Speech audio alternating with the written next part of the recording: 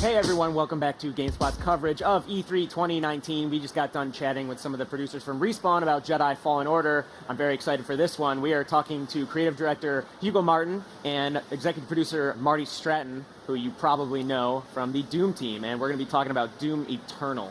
Let's dive right in. Yesterday you showed people what I think was a bit unexpected. I think you could have just given us some like fast-paced PvP multiplayer, you would have been fine. Why are you doing this to yourselves with Battlemode? Battlemode was something that, we came away from 2016 and wanted to do a multiplayer experience in Doom Eternal that really basically took what everybody loves about Doom, which is the combat, the Slayer versus Demon combat, and make it a social experience. Not just, another version of Deathmatch or something like that, but really something that felt very, very much like the combat that people love. So we have 2 player-controlled demons. You can choose from a variety of demons, and they go up against a fully jacked Slayer in just a really intense best-of-5 round arena fight. What are some games that you look to outside of Doom that might have inspired this? Because it looks like there are influences from different areas, but there are. But to be honest, I think what we learned from 2016's multiplayer and single player is we have to lead, not follow, because we led and we did what was best for Doom in single player, and we owned it, and we had great success with that. And in multiplayer, we compromised. We did a little bit of this and a little bit of that. The fans are very perceptive. The critics, they could always see your design story right away. You're very transparent once you release the product. So we had to make sure that we just did what was best for Doom.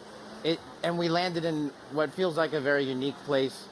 Certainly there have been asymmetrical games, without question, but probably one of the earliest inspirations was a highlight of the Doom multiplayer experience in 2016 was playing as the demons. So we found that to be interesting, and rather than creating other Slayer-like players to play against, we thought, well, why don't we just play as the bad guys, because they're so interesting. And it proved to be, we kind of threw the elements together.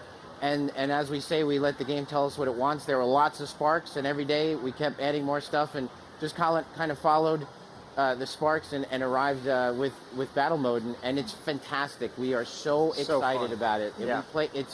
It is awesome. So how did the process come about that you ended up with 2 demons, 2 players controlling demons, and 1 Doom Slayer? Was there an iterative process? Were there originally going to be more players? Yeah, it's always an iterative process. I mean, it started pretty early with 2 versus 1. Yeah. You test out all different types of things, but an arena fight just really felt good with that number of players. The playable demons can spawn AI demons to help control the Slayer. They can spawn hazards. They really have each one is very, very unique. So you get a completely different play style, which is very new for a Doom multiplayer experience. The key component too is like, I don't want more than 1 Slayer in my experience. I mean, we designed him very much. It's kind of a joke inside the studio, but the analogy we use is like in some shooters, it's kind of like when you're playing, it's like playing rhythm guitar. And when someone else joins you on stage, the sound is bigger. It's great. Doom Eternal being the Slayer is like an Eddie Van Halen solo. When somebody else comes up on the stage, you're like, dude, this is my spotlight. So that was kind of the genesis, was to just, how do we keep it so it's just 1 Slayer? And that's where we arrived with the demons. Right. Well, I was going to say, if I had to follow up on Doom 2016, I don't know what I would do. Like I hesitate to use the word perfect, but like the combat of that game, the flow of that game, the feel of that game, the way it always moving forward, you guys really push that. It seems like the only way you could go is kind of outward rather than push that farther. And it's interesting that you went with like a bit of a strategy element with Battlemode. Yeah, I mean, I think the demon side is strategy. The Slayer side is definitely everything you love about the Slayer. And that was the thing. I think when Hugo talks about 2016, players came to the multiplayer and they didn't get the Slayer experience. I mean, there was no version of the Slayer in Doom 2016's multiplayer.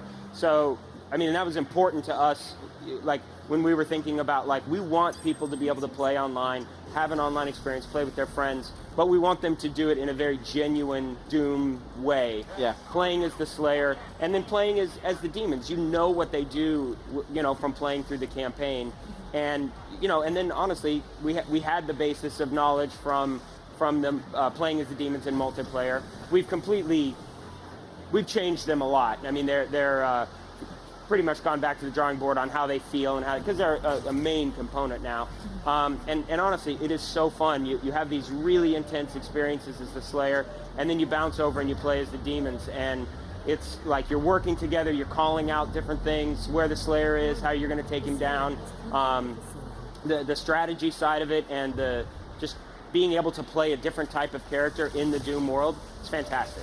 We really wanted to also, what I meant to say is focus on that it wasn't just thumb skills against thumb skills. Like, you beat me because you have better reaction time, you have better thumbs than I do. So you can counter somebody's thumb skills with your own strategy. So there's something for everybody. It's really watchable too. I mean, we stand. I mean, it's so fun just to stand behind people's shoulders and watch. It's a lot more. You can kind of take it all in while you watch it, because it happens in an arena. It's easier to follow the players. We're really excited about people going online and streaming and playing playing the way people love to watch games now. So and sincerely, on paper you would think, well, everybody's just going to want to be the Slayer. That's not true at all. Sincerely, yeah. Everybody who's play tested it, you enjoy being the demons as much as you like being the Slayer. You appreciate it because it provides you with a new way to experience Doom. Well, that's what I think. Doom 2016, Doom Combat, that from everything we've seen with Eternal, is so good at having that visual vocabulary for the Doom Slayer to say, I know what that demon does, I know what that demon does, I know how to counter them.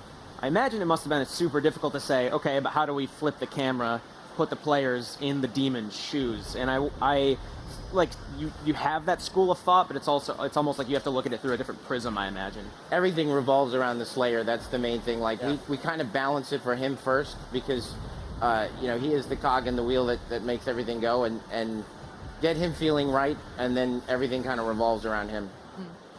Well, you kind of touched upon when you were talking about rhythm guitar earlier, but let's talk about Mick Gordon's glorious return. What part during the process does he come on board, and when does it all start to come together with the music?